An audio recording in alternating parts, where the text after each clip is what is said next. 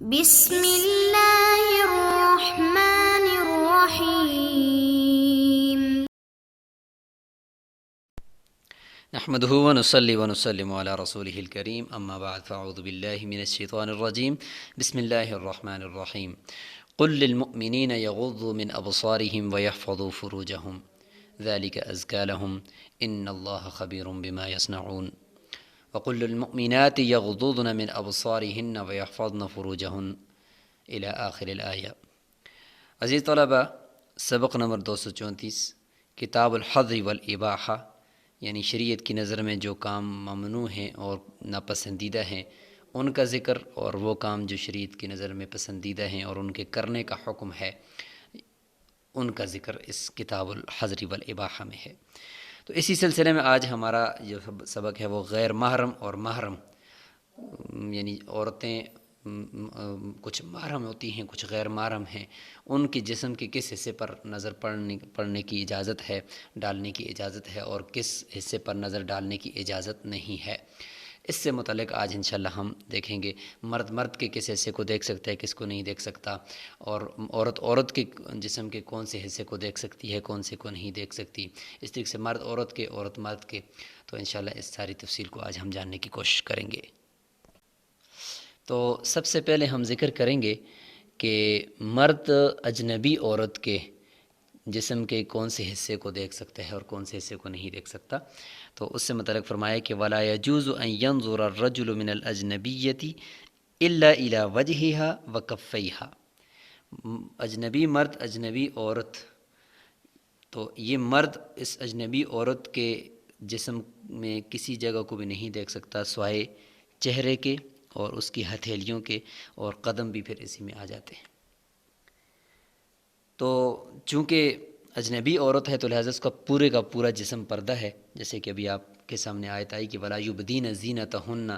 إِلَّا مَا ظَهَرَ مِنْهَا، کہ وہ اپنی زینت کو ظاہر نہ کریں الا یہ کہ جس کا ظاہر کرنا جو ہے وہ عرف میں، یا جس کا ظاہر کرنا عرف میں وہ اس کی اجازت ہوتی ہے، یا عورتیں عام طور پر اس کو ظاہر کرتی ہیں، اس کا عام طور پہ چھپانا مشکل ہوتا ہے، جیسے کہ ہتھیلیاں ہیں، پاؤں ہیں اور چہرہ ہے، تو اس کو اگر دیکھ لے تو اس کی اجازت ہے۔ لیکن اس میں چہرے کے اندر کی جو بات ہے تو اس میں بھی یہ کہ شہوت اگر آتی ہو تو پھر چہرے کی طرف بھی دیکھنا جائز نہیں ہے۔ تو ظاہر ہے کہ چہرہ تو مجمع المحاسن ہے، اس کی طرف دیکھنے سے تو شہوت آتی ہی ہے، لہٰذا فتنے کے دور کے اندر چہرے کی طرف دیکھنے کی بھی پابندی فقہا نے لگا دی ہے، اور فتویٰ اسی پر ہے کہ اجنبی عورت کے چہرے کی، ظاہر ہے کہ چہرہ ہی تو ہے کہ جس کی وجہ سے انسان کا میلان ہوتا ہے اور بدنظری میں پھر اضافہ ہوتا ہے، تو اس لیے چہرے کی طرف دیکھنے کی بھی اجازت اب نہیں ہے۔ تو یہ ہے جی اجنبی مرد اور اجنبی عورت۔ فَإِنْ كَانَ لَا يَأْمَنُ مِنَ الشَّهْوَةِ، اگر اس کو شہوت سے امن نہیں ہے، یعنی اس کو شہوت آنے کا خوف ہے، لَمْ يَنْظُرْ إِلَى وَجْهِهَا إِلَّا لِحَاجَةٍ، تو پھر وہ چہرے کی طرف، یعنی اجنبی عورت کے چہرے کی طرف بھی نہ دیکھے مگر کسی ضرورت کی وجہ سے۔ وہ ضرورت کیا ہے وہ آگے آ رہی ہیں، کچھ ضرورتیں، ڈاکٹر ہے تو اس کو دیکھنے کی ضرورت ہے، یا گواہی دینے والا ہے تو ظاہر ہے وہ اس عورت کو دیکھے گا، یا یہ کہ اس کے ساتھ نکاح کرنا چاہتا ہے تو پھر اس کے چہرے کو دیکھنا پڑے گا، اگرچہ شہوت بھی آئے پھر بھی دیکھنا پڑے گا۔ وَيَجُوزُ لِلْقَاضِي إِذَا أَرَادَ أَنْ يَحْكُمَ عَلَيْهَا، جیسے کہ دیکھیں یہ ضرورت کے متعلق بات آ گئی ہے کہ اگر قاضی وہ اس کا ارادہ رکھتا ہے کہ وہ فیصلہ کرے کسی عورت کے خلاف یا اس کے حق میں یا اس کے خلاف، تو اس صورت میں پھر جائز ہے کہ اس کے لیے کہ وہ اس کی چہرے کی طرف دیکھے۔ وَلِلشَّاهِدِ إِذَا أَرَادَ الشَّهَادَةَ عَلَيْهَا، اسی طریقے سے گواہ کے لیے بھی اجازت ہے کہ جب وہ گواہی کا ارادہ کرے تو وہ اس کی چہرے کی طرف دیکھ سکتا ہے، یعنی النظر، یہ یجوز کی فاعل ہے کہ النظر إِلَى وَجْهِهَا، اس کے چہرے کی طرف دیکھنے کی اجازت ہے۔ وَإِنْ خَافَ أَنْ يَشْتَهِيَ، اگرچہ ان کو شہوت اور لذت بھی آئے، اس کا خوف بھی ہو، لیکن چونکہ یہاں پہ ایک دین کے ایک حکم کو بجا لانا ہے، فیصلہ کرنا ہے شریعت کے مطابق، تو یہ ایک ضرورت ہے۔ وَيَجُوزُ لِلطَّبِيبِ أَنْ يَنْظُرَ إِلَى مَوْضِعِ الْمَرَضِ مِنْهَا، اور ڈاکٹر ہے تو اس میں چونکہ لیڈی ڈاکٹر یعنی عورت وہ نہیں ملی اب مرد ڈاکٹر ہی ہے تو وہ اگر کسی طریقے سے کسی اجنبی عورت کا علاج کر رہا ہے تو اس دوران اگر وہ اس کے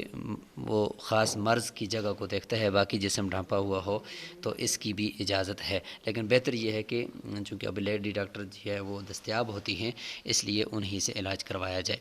وَيَنْظُرُ الرَّجُلُ مِنَ الرَّجُلِ فِي جَمِيعِ بَدَنِهِ، اب آگے کہ مرد کے جسم کے کون سے حصے کو دیکھ سکتا ہے اور کون سے حصے کو نہیں دیکھ سکتا، تو فرماتے ہیں کہ مرد کے پورے بدن کو دیکھ سکتا ہے مگر سوائے ما بین سرتہ الی رکبتہ، یعنی اس کے ناف سے لے کر گھٹنے تک کا جو حصہ ہے اس کو مرد کے بھی نہیں دیکھ سکتا۔ اب آ گیا کہ عورت مرد کے کون سے حصے کو جسم کے دیکھ سکتی ہے، تو فرماتے ہیں کہ وَيَجُوزُ لِلْمَرْأَةِ أَن تَنْظُرَ مِنَ الرَّجُلِ إِلَى مَا يَنْظُرُ إِلَيْهِ الرَّجُلُ، کہ عورت کے لیے جائز ہے کہ وہ اجنبی مرد کے اس حصے کو دیکھ سکتی ہے کہ الی ما ینظر الیہ الرجل، جس کی طرف مرد دیکھ سکتے، یعنی مرد کے جس حصے کو دیکھ سکتا ہے تو عورت بھی اجنبی مرد کے اس حصے کو دیکھ سکتی ہے، چونکہ مرد نے تو پردہ نہیں کرنا ہوتا اور وہ تو بازار میں بھی آتا ہے جاتا ہے، تو وہاں پہ اگر وہ ہوگا تو اس کو وہ اس کا جسم بھی، یعنی سر اس کا، چہرہ اس کا وہ کھلا رہتا ہے، تو اس لیے عورت اگر مرد کے اس جسم کو یعنی گھٹنے سے لے کر ناف تک کے حصے کے علاوہ جتنے میں مرد کو دیکھنے کی اجازت ہے، تو عورت کو بھی اجنبی مرد کے اس حصے کو دیکھنے کی اجازت ہے۔ وَتَنْظُرُ الْمَرْأَةُ مِنَ الْمَرْأَةِ إِلَى مَا يَجُوزُ لِلرَّجُلِ أَن يَنْظُرَ إِلَيْهِ مِنَ الرَّجُلِ، اس طریقے سے عورت کو اگر دیکھ رہی ہے تو اس کے جسم کے اتنے ہی حصے کو دیکھ سکتی ہے جتنے حصے کے اوپر مرد کو دیکھ سکتا ہے، تو بالکل بھی نہیں وہی حکم عورت کا بھی ہے کہ عورت دوسری عورت کے اتنے ہی حصے کو دیکھ سکتی ہے، یعنی ناف سے لے کر گھٹنوں تک کے علاوہ باقی جسم کے حصے کے اوپر اگر نظر پڑتی ہے تو اس کی گنجائش ہے۔ وَيَنْظُرُ الرَّجُلُ مِنْ أَمَتِهِ، اور ایک آدمی ہے، اس کی باندی ہے، تو وہ باندی کے جسم کے کون سے حصے کو یعنی دیکھ سکتا ہے، تو کہتے ہیں کہ من امتہ التی تحل لہ، وہ باندی جو اس کے لیے حلال ہے، وزوجتہ، اور وہ اس کی جو بیوی ہے، ان دونوں کی شرمگاہ کی طرف بھی دیکھنے کی اجازت دی ہے، اگرچہ بعض ائمہ کے نزدیک نہیں دیکھنا چاہیے، اس سے نسیان پیدا ہوتا ہے، لیکن حضرت عبداللہ بن عمر رضی اللہ عنہ فرماتے ہیں کہ اس سے دیکھنے میں جو کہ ہم بستری کے دوران زیادہ لذت انسان کو پیدا ہوتی ہے، تو اس لیے اگر کوئی دیکھتا ہے تو گنجائش البتہ موجود ہے۔ وَيَنْظُرُ الرَّجُلُ مِنْ ذَوَاتِ مَحَارِمِهِ، اب جو مرد اپنی محرم عورتوں کی طرف دیکھے گا تو وہ کون سی جگہیں ہیں جن کی طرف اس کو دیکھنے کی اجازت شریعت نے دی ہے اپنی محرم عورتوں کی، تو فرماتے ہیں کہ اس میں مرد اپنی جو محرم عورت ہے تو اس کی چہرے کی طرف دیکھ سکتا ہے، الی الوجہ، ایک تو یہ کہ اس کے چہرے کی طرف دیکھ سکتا ہے، اور اسی طریقے سے والرأس، سر کو دیکھ سکتا ہے، والصدر، اور سینے کو دیکھ سکتا ہے محرم عورت کے، والساقین، اور اس کی پنڈلیوں کو، والعضدین، اور اس کے دونوں جو بازو ہیں ان کو بھی دیکھ سکتا ہے۔ ولا ينظر الى ظهرها، پیٹھ کو نہیں دیکھ سکتا اس کی، وبطنها، اور اس کے پیٹ کو نہیں دیکھ سکتا، وفخذها، اور اس کی ران کو نہیں دیکھ سکتا، یہ جو ہیں یہ پردے میں شامل ہیں۔ محرم عورت اپنی جو ہے اپنی ماں، بہن، پھوپھی، خالہ، ان سب کی ان جگہوں کو نہیں دیکھ سکتا۔ ولا بأس بأن يمس ما جاز له أن ينظر إليه منها، یہ ایک اصول بیان کر دیا کہ چھونا یعنی پکڑنا ہاتھ سے یہ کن کن جگہوں کو جائز ہے، تو کہتے ہیں کہ یہ اصول یاد رکھیں کہ جن جگہوں کی طرف دیکھنا جائز ہے ان کو چھونا بھی جائز ہے، ٹھیک ہے۔ وَيَنظُرُ الرَّجُلُ مِن مَمْلُوكَةِ غَيْرِهِ، اپنی باندی نہیں ہے، دوسرے کی باندی ہے، تو اس کی کون سی جگہ دیکھ سکتا ہے؟ ظاہر ہے کہ وہ باندی ہے دوسرے کی تو وہ بازار میں بھی جائے گی، ظاہر ہے کہ اس کو تو آزاد عورت کی طرح تو نہیں رہنا، اس نے کام کاج کرنا ہے، تو اس دوران وہ مردوں کے سامنے بھی آئے گی، تو اس لیے شریعت نے اس حرج کی وجہ سے اجازت اس کو دی ہے کہ وہ مرد اگر اس کے اوپر نظر ان کی پڑتی ہے تو حلال ہے کن کن جگہوں کو دیکھنا؟ الا ما یجوز له ان ينظر الیہ من ذوات محارمہ، جس طریقے سے ابھی بتا دیا اوپر کہ محرم اپنی محرم عورت کے جن جن جگہوں کو مرد دیکھ سکتا ہے تو باندی کی بھی ان جگہوں کو اگر دیکھے تو جائز، جیسے اس کے بازوؤں کو، اس کی پنڈلیوں کو، ظاہر ہے کہ وہ کبھی کام کاج کے دوران بازو کے اوپر سے آستین پیچھے کرے گی، کبھی وہ سلوار اوپر کر کے کام کاج کر رہی ہوگی، یا سر کے بال کبھی اس کے نظر آ رہے ہوں گے، تو ظاہر ہے کہ اس چیز میں اس کو اجازت بھی ہے شریعت کی طرف سے۔ اور حضرت عمر رضی اللہ تعالیٰ عنہ کے دور میں کچھ باندیاں پردہ کرنے لگی تھی، تو حضرت عمر رضی اللہ تعالیٰ عنہ نے فرمایا کہ تم آزاد عورتوں کی طرح کی حالت بناتی ہو، اس طرح نہیں کرو، غصہ کیا ان کو، تو اس میں پھر یہ گنجائش ہے۔ ولا بأس بأن يمس ذلك اذا اراد الشراء، کہتے ہیں کہ یہ بھی کوئی حرج نہیں ہے کہ جب باندی کو خریدنے کا ارادہ ہو تو اس کو اگر اس جسم کے ان اعضاء کو جن کو دیکھ سکتا ہے تو ان کو چھو بھی سکتا ہے۔ وإن خاف ان يشتهي، اگرچہ خوف ہو شہوت کا، لیکن چونکہ یہاں پہ خریدنا ہے تو خریدنے کے دوران ظاہر ہے کہ یہ ایک ضرورت ہے اس کی، لہٰذا ہاتھ لگا سکتا ہے۔ اچھا، والخسی، وہ آدمی جس کی خصیتین نکالے ہوئے ہیں یا نہیں ہیں، تو کیا وہ اس کو اجازت ہے کہ وہ محرم عورتوں کی یا طرف یا اجنبی عورتوں کی طرف دیکھے؟ تو فرماتے ہیں کہ والخسی فی النظر الی اجنبیۃ کالفحل، اجنبی عورت کو دیکھنے میں اس کا حکم بھی فحل کی طرح، یعنی اسی صحیح مرد کی طرح ہے جو کسی کو حاملہ کرنے کی طاقت بھی رکھتا ہے، اسی طرح ہے جس طریقے سے وہ خسی بھی اسی طریقے سے جس طریقے سے صحیح ہے۔ ظاہر ہے کہ شہوت تو اس کو بھی آتی ہے، لذت اس کو بھی آتی ہے، لیکن یہ کہ اس کی یعنی حاملہ کرنے کی جو طاقت ہے، خصیتین وغیرہ جو تھے وہ اس کے نکالے ہوئے ہیں، باقی تو طاقت اس کے اندر ہے۔ ولا يجوز للمملوک ان ينظر من سیدته الا الى ما يجوز، کہتے ہیں کہ مملوک غلام ہے، کسی عورت کا غلام ہے، عورت اس کی سردار ہے، تو وہ اپنی سردار جو عورت ہے اس کو نہیں دیکھ سکتا مگر صرف انہی جگہوں کو دیکھ سکتا ہے الی ما یجوز للاجنبی النظر الیہ منہا، اجنبی مرد کے لیے جن جگہوں کو دیکھنے کی گنجائش تھی، یعنی چہرہ، یعنی شہوت اگر ہوگی تو پھر چہرے کو بھی نہیں دیکھ سکتا، ہاتھوں کی ہتھیلیاں اور قدم، ان کو دیکھنے کی جو گنجائش شریعت نے اجنبی عورت کو دیکھنے کی دی تھی، تو اس غلام کے لیے بھی اپنی آقا یعنی اپنی سردار کے ان اعضاء کو صرف دیکھنے کی، یعنی ہتھیلیوں کو اور قدموں کو، پاؤں کو، اس کے علاوہ اجازت نہیں ہے۔ ظاہر ہے کہ غیر محرم ہے، کوئی اس کے ساتھ محرم کا کوئی رشتہ بھی نہیں ہے، تو پھر کیوں اس کو دیکھے، اور اس کا کام بھی باہر خدمت کا ہوتا ہے، باہر کام کاج کرنا ہوتا ہے، لہٰذا اپنی سردار عورت کے ساتھ اس کی کوئی ضرورت بھی نہیں ہے، اس لیے اس کو دیکھنے کی اجازت نہیں ہے۔ تو یہاں تک یہ بات ہوگی کہ انسان کے کون سے جسم کے حصے کو دیکھ سکتا ہے اور کون سے حصے کو نہیں دیکھ سکتا، اس سے متعلق بات مکمل ہوئی۔ وَيَعْزِلُ عَنْ أَمَتِهِ بِغَيْرِ إِذْنِهَا، اب یہاں سے آگے عزل کا ذکر ہو رہا ہے۔ عزل کہتے ہیں کہ ہم بستری کے دوران جب منی خارج ہونے لگے تو اس کو باہر پھینک دینا، عورت کی فرج کے اندر نہ پھینکنا، اس کو باہر پھینک دینا، اس کو عزل کہتے ہیں۔ تو یہ چونکہ ہم بستری جو ہے وہ خامند بیوی جو آپس میں کرتے ہیں تو بیوی کا حق ہوتا ہے ہم بستری، اسی وجہ سے اگر شوہر اگر ہم بستری کے قابل نہ ہو تو بیوی کو اس سے جدائی اختیار کرنے کا حق شریعت نے دیا ہے، تو بیوی کا حق ہے، تو اس لیے اس کی اجازت کے بغیر تو عزل کرنا جائز نہیں ہے۔ لیکن باندی ہے تو باندی کے لیے تو